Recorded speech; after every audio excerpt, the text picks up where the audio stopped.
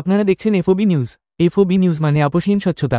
Global রাজনীতিতে কি সমীকরণ পাল্টাচ্ছে? সকলের সামনে এখন এটাই সব থেকে বড় প্রশ্ন। কারণ সামনে এসেছে যে ভারত, চীন ও রাশিয়া এবার একজোট হতে চলেছে। কখন এই খবর সামনে আসছে?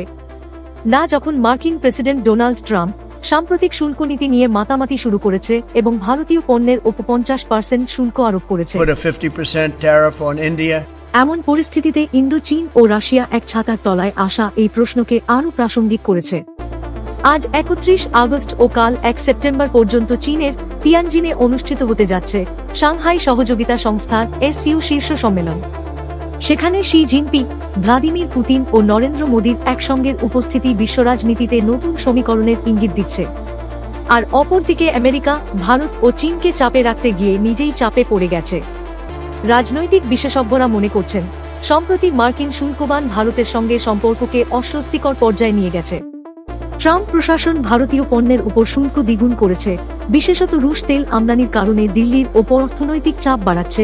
অন্যদিকে ভারত বাধ্য হচ্ছে বিকল্প বাজার ও জোট খুঁজতে। এর ফলে মস্কো দিল্লি বাণিজ্যিক সম্পর্ক আরও ঘনিষ্ঠ হচ্ছে।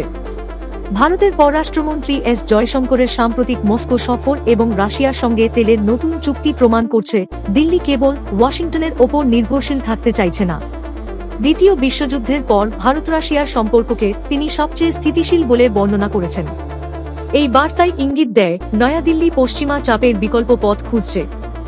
SCO সম্মেলনে 20টিরও বেশি দেশের নেতা একত্রিত হচ্ছেন। এতে একটি বার্তা স্পষ্ট, তা হল গ্লোবাল সাউথ এক নতুন শক্তি হিসেবে দাঁড়িয়ে যাচ্ছে। যুক্তরাষ্ট্র ও পশ্চিমা বিশ্ব এর প্রভাব অস্বীকার করতে পারবে না। একদিকে রাশিয়ার সঙ্গে ভারতের ঘনিষ্ঠতা, অন্যদিকে চীন ভারত সম্পর্কের উষ্ণতা। সব মিলিয়ে ট্রাম্প প্রশাসনকে কূটনৈতিক চাপে ফেলেছে এই সম্মেলন।